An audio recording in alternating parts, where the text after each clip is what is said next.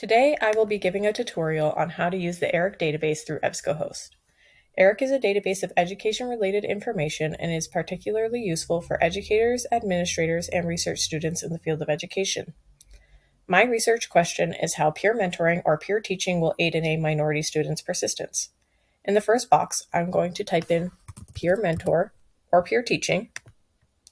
In the second box, I'm going to type in minority students. And in the third box, I'm going to type persistence or retention or success and hit enter. You will notice that I put an asterisk next to mentor in the first box. This is called truncation, which helps to broaden your search to include various endings of the word. In this case, I wanted to capture mentor, mentors, and mentorship. I also used the Boolean operator OR in both the first search box and the third box. This will help broaden our search and bring up results that have one of the words in the search terms. I used this operator since the terms I was looking for are referred to in different ways. When I hit search, I noticed that many of the relevant articles use the term minority group students instead of minority students, so I'm going to go ahead and update my search terms to match that. Once you get the results, you will notice that they are sorted by date newest, which does not always provide the most relevant results. Go ahead and click on this to get a drop-down menu and select Relevance to have articles more related to your topic show up first. As you can see, I have 274 hits to my search. On the left-hand side, you can refine your search to narrow your results. Under Limit To, you will want to select Peer-Reviewed.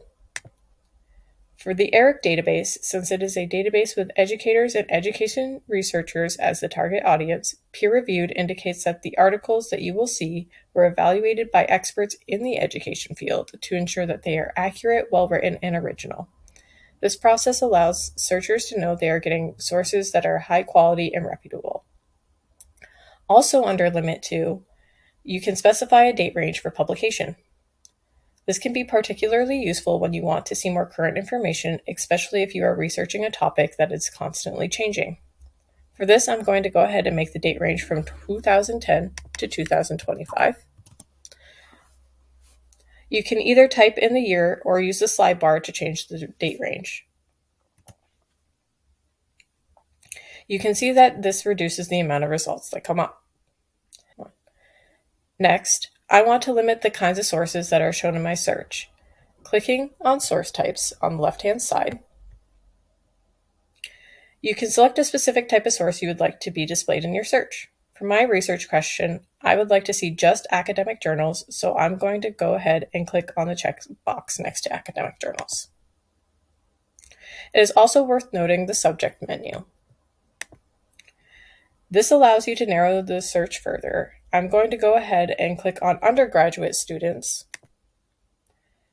I now have academic journals that were published from 2010 to 2025 and peer-reviewed with undergraduates included in the subject, sorted by relevance as my results.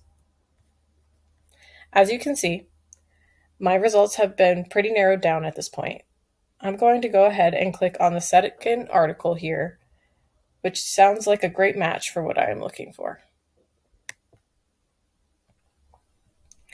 On the left, you can see that there's an option to search at URI libraries to retrieve the full text in a downloadable PDF format. This page also gives details such as the authors, the source, and the descriptors. It also includes the abstract, which is a great way to tell if this article is going to be relevant to your search. On the right-hand side, there are built-in tools that you can use to save the article. You can save it to a Google Drive, add it to a folder for your project, and then access that folder later, print, save, cite,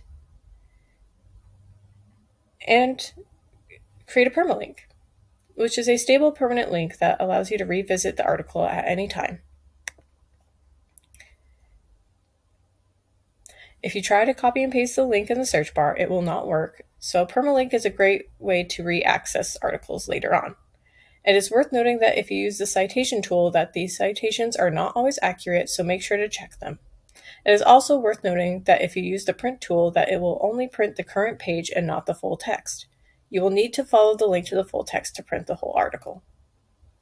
I hope that this tutorial has helped you understand more about the ERIC database, and thank you for watching.